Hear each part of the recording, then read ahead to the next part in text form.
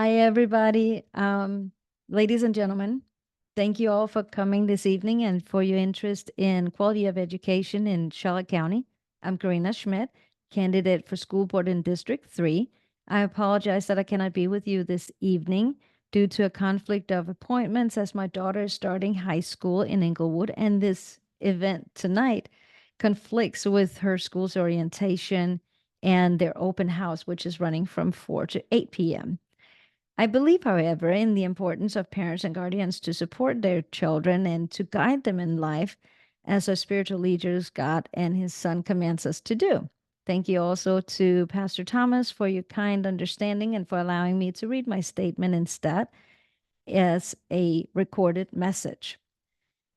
I stand before you today, not just as a candidate, but also as a concerned parent and a passionate advocate for our children's education.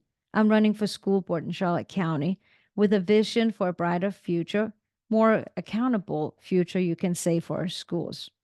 I'm a hardworking single mother of 3 children, one adult son, and 2 minor children going into respectively 8th and 9th grade.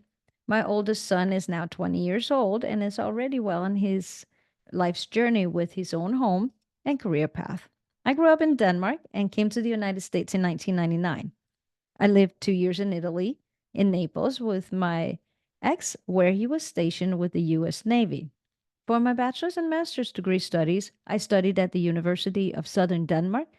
I studied Spanish and Spanish American studies for my master's as my major and English studies as my minor.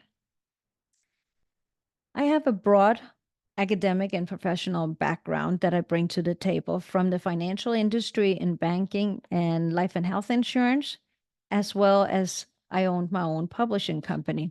I'm very familiar with the publishing and distribution of literature and textbooks and how these entities collaborate with the Department of Education and the school boards in the school districts and how they eliminate literature and textbooks that do not agree with the progressive ideology promoted in government run schools. I'm a published author and have published over a dozen authors. I have edited multiple books and I've been a public speaker for several years. I have several years' experience in homeschooling and substitute teachings. My children have been in public schools, charter, and private schools in Florida and Denmark, and consequently, I have direct and broad experience in education. I'm not a career politician. So that's one thing you must know about me. I'm not a career politician. I'm here because the government schools in Charlotte County are not living up to the labor market demands, as I've talked to multiple small business owners here, and especially the small business owners, nor do the schools really live up to our future community and demands thereof. We need to return to the days when our schools produced students of high quality educational levels. For as small a community as Charlotte County really is, we can, and I think we owe it to our children to do better. You may wonder why I say government schools instead of public schools. Well, it's pretty simple. We must call them what they are. They are government uh, run and they're operated by the government. But they use the label public schools because it sounds better. But they are really, and without any restrictions, public run schools, government schools. You can ask, are they really public schools though? Because if they were public schools, why are there restrictions as to who can attend these schools? And there are. Do they best serve the public interest? Are you truly happy or content with the quality of education that your children or your grandchildren receive in government operated schools today? Are they teaching and practicing our constitutional rights to our students, the right to freedom of expression, to freedom of speech, the right to freedom of religion? Are public schools presently embracing the traditional family unit, fatherhood, motherhood, the scientific fact that there are two genders and not 72 genders? If all public schools were open equally without any restrictions whatsoever to all students. Why is it that you just cannot send your child to any school without first meeting a bunch of conditions made by the government? Conditions that are designed in actuality to divide rather than to unite. Children are generally assigned to schools in the county based on the location of their parents' home, and government run schools regularly, mind you, exclude students who live outside that district. The money doesn't truly follow the students uninhibitedly. And I know this for a fact because I've been there. And I think that is wrong. That is something that we need to change. Typically, better schools are funded and are located in areas with more affluent income levels, while students of lower socioeconomic levels and backgrounds go to schools in area of the same lower economic levels. That's not equality or equal opportunity for all students, now is it? The elite has made it so. The established elite will proclaim that inequality in our public and government run schools exists because of systemic racism. I don't believe that's the case. It is not about race. It is about how money is spent, and it's about money and keeping students of lower income levels away from schools where the rich elite students attend. But instead, the established elite does not want you to know this because it'll make them look bad. So they have created issues and they blame it on race, gender, national origin, or whatever else they can come up with just to divide us. That is a fact. I've experienced it with my children. I think that must change, starting right here in our own county. We, the people, have a God given right that shall not be infringed upon any of us by any elected official. All men are created equal. We shall agree on that, right? And we all have a God given right to life, liberty, and the pursuit of happiness. That is one of the reasons that I love the United States of America, because not all countries have that. That is also what we must teach our children, our students. Our children's education is a sacred trust, and it's time to take action to ensure that trust is honored. We must restore what elected officials have destroyed over the past decades, especially. This is why I'm running for school board. I'm sick and tired of the inequality and division of people that the established elite has created. It's like a mafia protecting its own. When I'm elected, I hope to achieve major changes to improve the educational experience for all students, as my opponent has not been able to move us in that right direction in the last 12 years he has been on the school board, and as he's now seeking a fourth term. If he was not able to improve our schools in the areas such as literacy, math, job preparedness, college preparedness, overall ratings of our schools, which presently in Charlotte County is between 7 and 3, not good. And instead, we have experienced an increase in crime, mental health illness, suicide attempts, turning more students over to the criminal justice system instead of creating good members of our society. What makes you think that he's going to do better in the next 4 or even 8 years?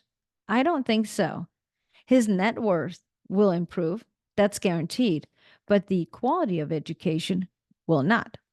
First and foremost, we need to bring back classical teachings methods and emphasize the fundamentals, methods that have been long proven to build a strong educational foundation. It's crucial that we ensure our students receive a solid grounding in subjects such as math, history, social skills rooted in respect, empathy, and love for a great country.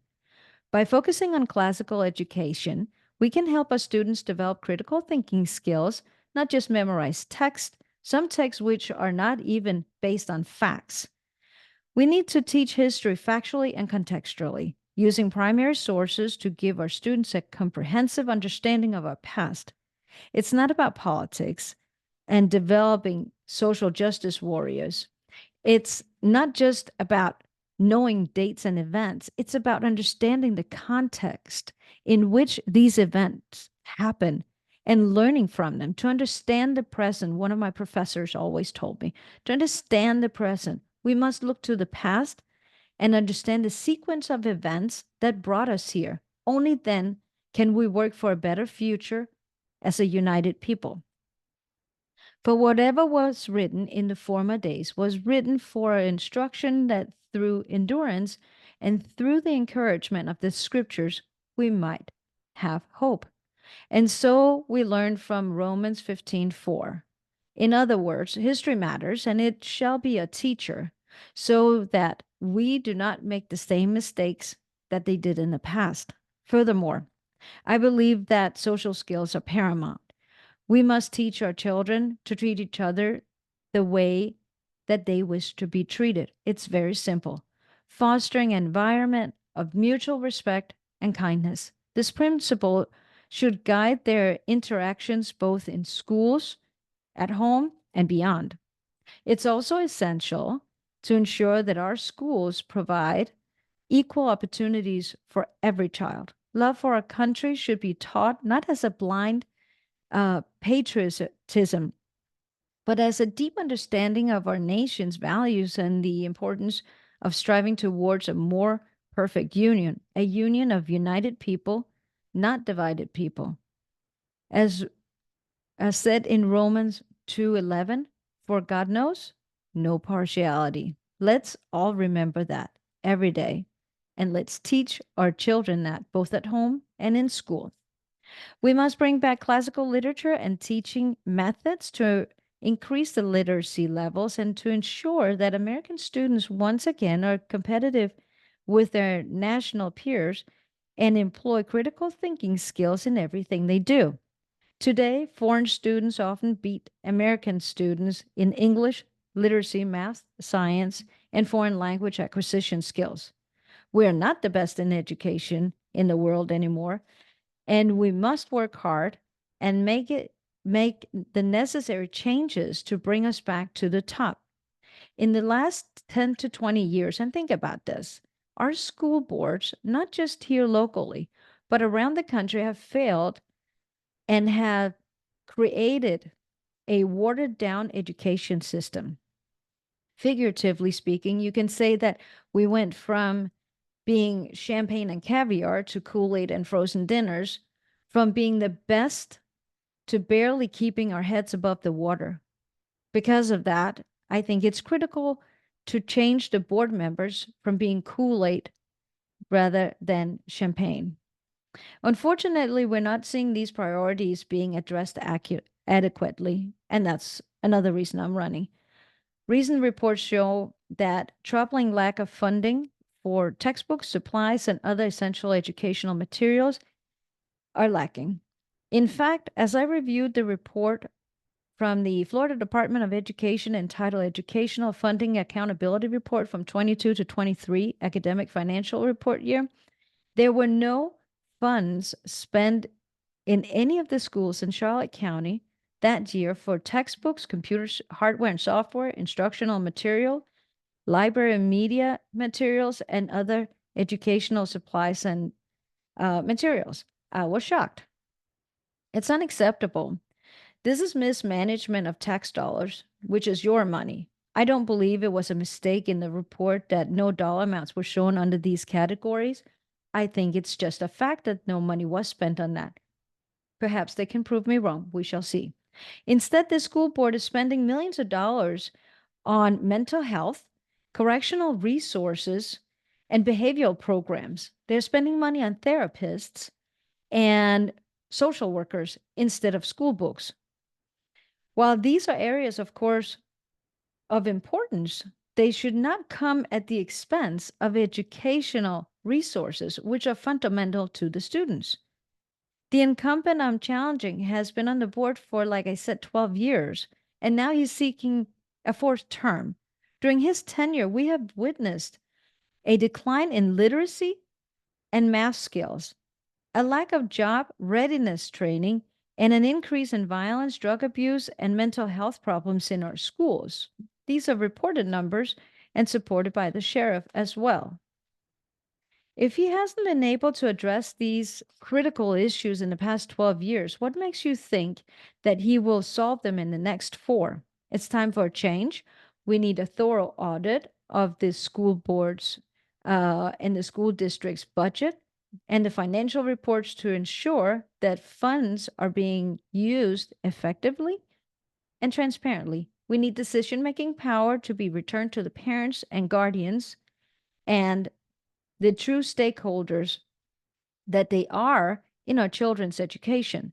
School board members are not above we the people. They are employees of the people, and they must be humble and serve the people. The school board has forgotten their place. They have become complacent, arrogant, and deaf to the demands of we the people, and they take their paycheck for granted. That's something that needs to change. They might claim that they believe in term limits, giving a board member a max of 2 terms, but they do not practice it, as we've seen, as several of them, including my opponent, would have resigned respectfully if they did respect it. They don't. Instead, they continue to serve their own personal career goals instead of serving the people and the students. The students, which are the future of our community. I'm committed to addressing these issues head on. I promise to advocate for a curriculum that embraces classical methods with modern needs to ensure equitable opportunities for all students, regardless of their socioeconomic situation and their background, and to prioritize transparency and accountability in our schools' finances. I ask for your support in this crucial election. Together, let's take back our schools and make them great again. And let's make a real difference for the children in our schools and their future. I ask you to vote for Karina Schmitt for school board. Get out there and vote. Make your voice heard and demand that this election is conducted without any fraud and without any official or their support staff having tampered with the ballots. Let's give our students the right to quality of education, and let's show them the way. Thank you so much. You may visit my website and email any questions that you have to me. I'm not a government official or a typical career politician, so I promise to get back to you very readily. Please visit www.karinaschmittmegavote.com. That's KarinaSchmittMegavote.com. And please support my campaign with a donation. I thank you very much and look forward to hearing from you. Have a great evening.